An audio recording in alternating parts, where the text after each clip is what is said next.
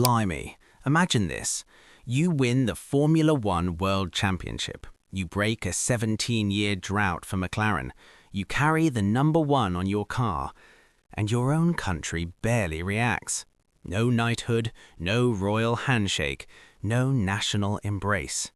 Instead, silence from Buckingham Palace and a cutting verdict from Alain Prost. He doesn't have the killer instinct. Mate, how did we get here? Welcome to the Paddock Vault, where trophies don't always tell the full story. Historically, Britain does not hesitate when it comes to its champions.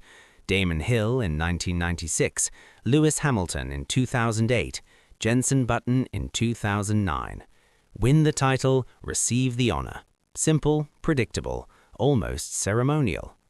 But when Lando Norris lifted the World Championship trophy in 2025, there was nothing. The New Year honors list arrived, and his name was nowhere to be found. The Motorsport press called it what it was, a historic snub. Behind closed doors, the reasons were whispered rather than spoken aloud. His residence in Monaco, a low-profile relationship with British institutions, a perceived lack of gravitas beyond the cockpit. While Hamilton evolved into a global figurehead, Norris remained, in the eyes of some, merely a fast driver in the right car. Brilliant on Sundays, absent from the national narrative the rest of the week. And in Britain, perception carries weight. But if the chill from London was uncomfortable, the frost inside the paddock was far worse. Alain Prost, the professor himself, chose his words carefully, but the message landed hard. He acknowledged Norris's consistency and his mental recovery within McLaren, yet questioned whether he possessed the natural aggression seen in Max Verstappen. In Formula One, that is not a casual remark. It is a fundamental doubt.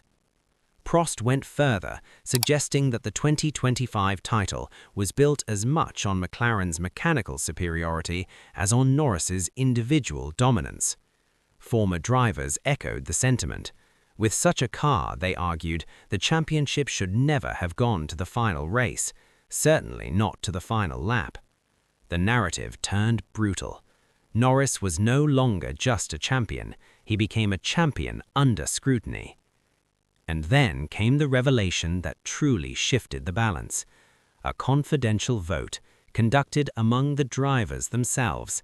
16 competitors, anonymous ballots, FIA-style scoring.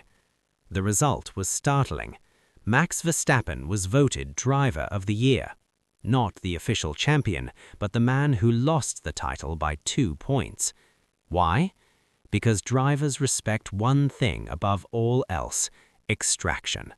The ability to drag performance from chaos.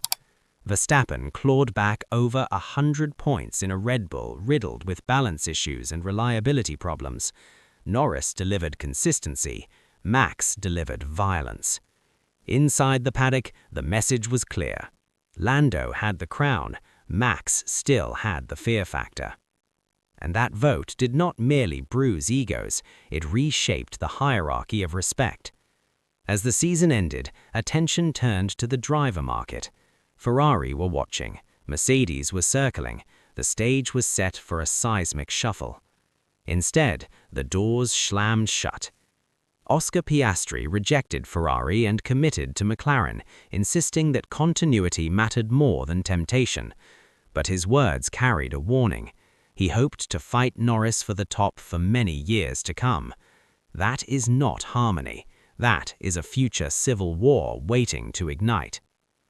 Max Verstappen, meanwhile, turned down Mercedes. Despite talks with Toto Wolff, he chose loyalty to Red Bull. Stability over reinvention, faith over escape. Even with a new engine era looming and without Adrian Newey, Verstappen stayed. The market froze, the burden shifted, from drivers to engineers. And now 2026 looms as a reckoning. Norris does not enter the season as a celebrated hero, he enters as a man on trial. He no longer needs points, he needs authority. 5 more podiums to match Lewis Hamilton at McLaren, 11 to equal Ayrton Senna, 20 to surpass Alain Prost. Yet numbers alone will not silence the doubts. Only domination will. Because in Formula One, respect is never granted, it is taken. And if Norris cannot take it, history will be unforgiving. It remembers champions, but it only immortalizes legends. So, let me ask you, mate, is a world title enough? Or should character, aggression, and presence matter just as much? Was Lando Norris a rightful king, or simply a perfectly timed winner? Leave your verdict in the comments. This is the Paddock Vault. Subscribe, and we'll see you in the next one.